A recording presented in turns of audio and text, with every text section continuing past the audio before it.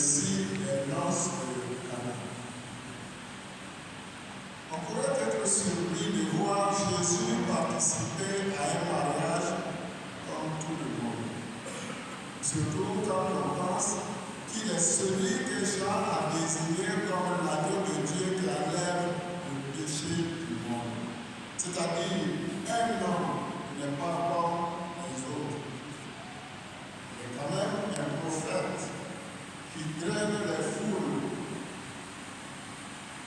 Cette présence montre l'insertion sociale de Jésus et de sa mère.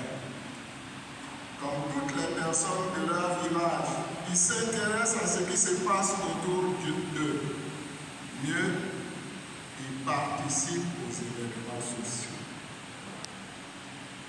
Jésus est le Fils de Dieu, dont nous venons de célébrer l'incarnation, ainsi que sa sainte mère, ne dédaigne pas de se mêler aux gens de leur vie.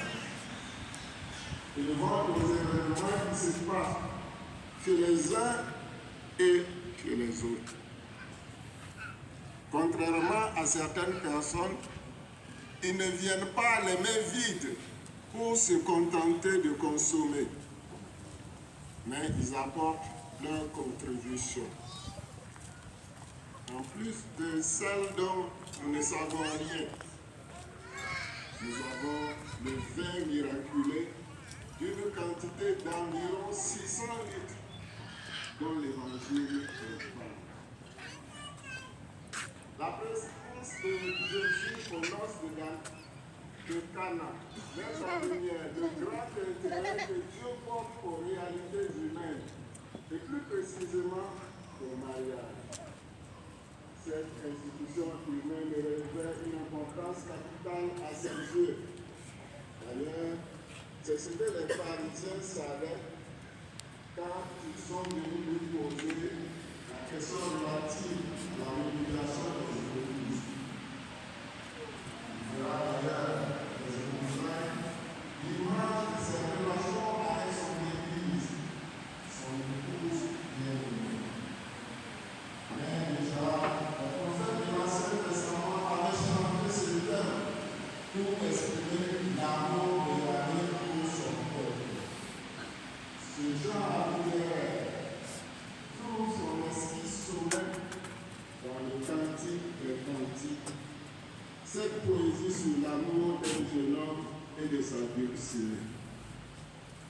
Dans la première lecture de ce dimanche, Isaïe nous replonge dans cette ambiance idyllique des épousailles. En effet, Jérusalem, la ville sainte, est considérée comme la fille de Sion. C'est cette fameuse fille elle-même qui représente le peuple de Dieu. Yahvé lui-même l'a épousée comme un jeune homme marie sa bien-aimée. Pour toutes les jeunes filles, Jérusalem est la préférée. C'est pour cette raison qu'il l'a choisi et en prend soin.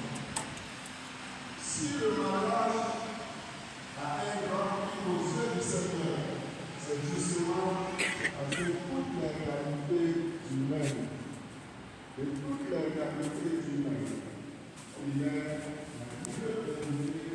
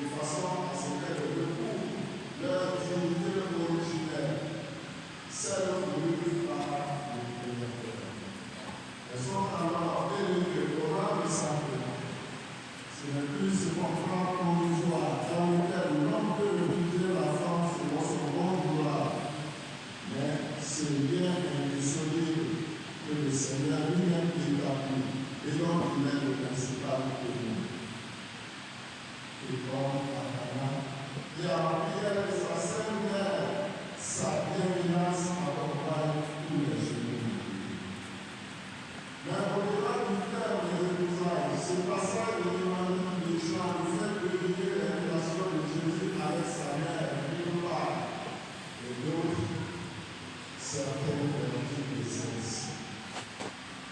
Il est facile de deviner une grande affection liée à la mère et au fils.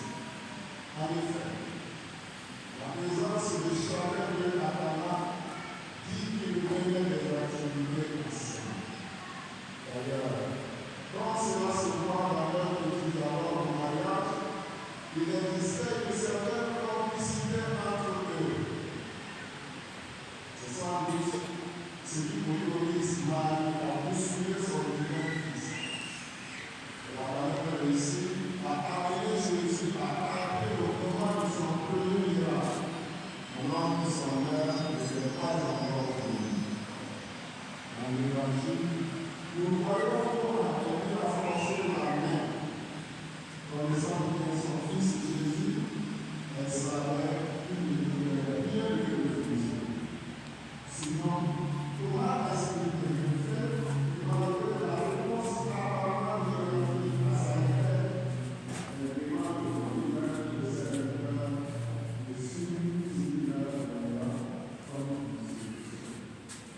en tout cas, rien dans les paroles de Jésus ne permettait à un observateur extérieur de conclure qu'il donnerait satisfaction. Finalement, nous voyons la première personne à croire en Jésus, c'était bien sa sœur humaine. Le miracle de Cana était le tout premier de Jésus. En retournant à lui, sa mère Sarah, et comment que Jésus était capable de transformer l'eau en vin, et elle n'attendait pas dans le lit. Elle prit, et tout se passa selon sa foi. Il nous a donc permis de penser que Marie a été la première disciple de son fils. D'ailleurs, par la suite, on la verra souvent là où les disciples sont réunis, au Sénat, au pied de la croix et sur les routes de Palestine.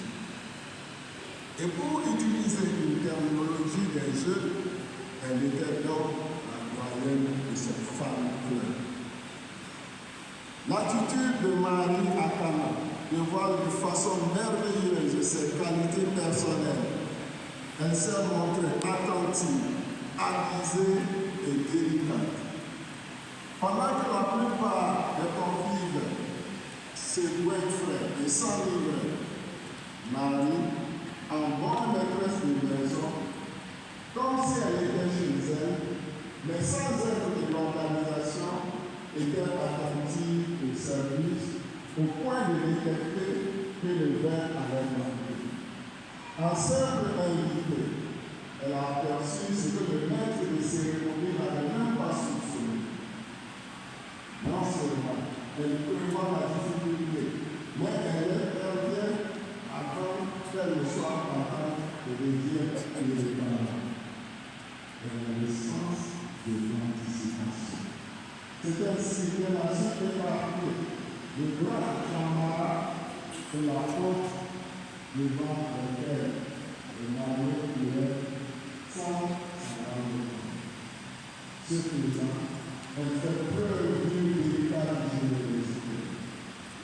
Elle n'a pas attendu que la famille vienne solliciter son aide, mais d'elle-même, en réussi les organisateurs, elle a apporté leur contribution et de la façon la plus discrète possible.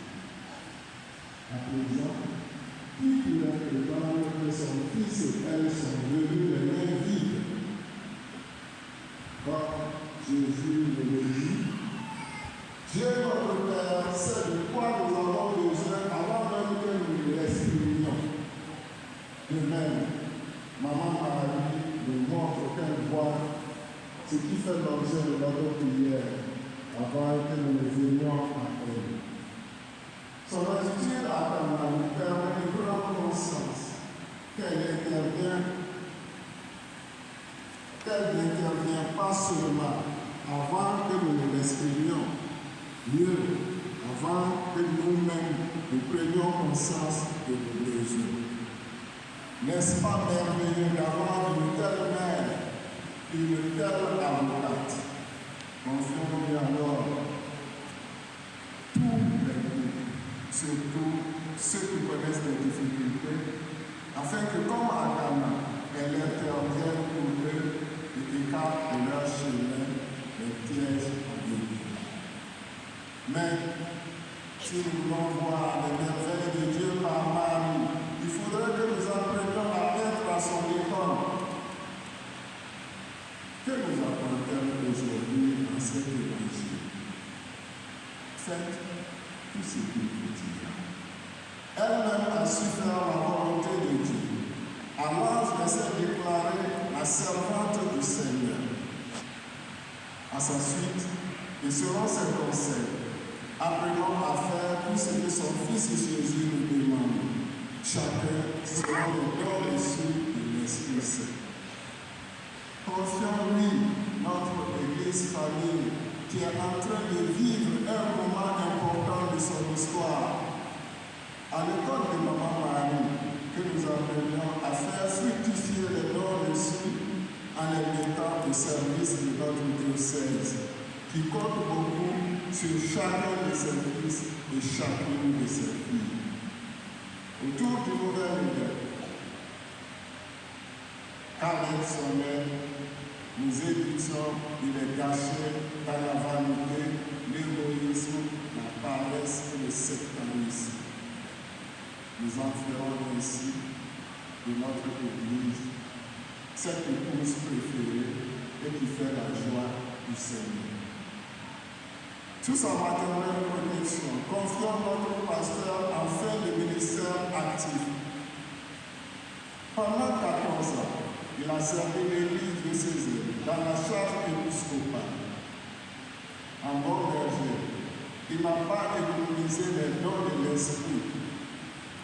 Même par tant de maladies et d'extrême épuisement, nous avons vu à l'œuvre. Ceux qui l'ont approché de près ont vu comment il était généreux, patient et miséricordieux. À présent, et en faveur de la retraite, il a déposé sa charge épiscopale pour entamer un nouveau ministère. Ce sera surtout le ministère de la prière et de l'intercession. Il en aura vraiment le temps.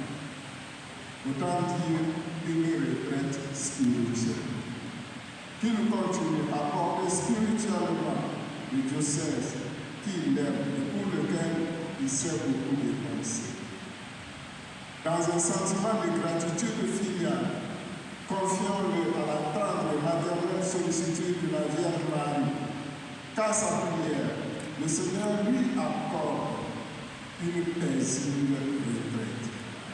Qu'est-ce qu'une bonne retraite, sinon celle qui dure longtemps, portée par une solide santé, sans trop de soucis en général. Que l'intercession de la Mère du Christ lui obtienne la joie de voir ce diocèse pour lequel il a consenti tant de sacrifices, continuer à grandir et se renouveler dans l'unité, l'amour et la sainteté. Parce que chacun de ses fils aurait compris que par les dons reçus de l'Esprit Saint, il est une pierre indispensable dans l'édification de ce corps de Christ. Tels sont les vœux que nous présentons en prière au Seigneur pour lui. Puisse-t-il les écouter et les exaucer.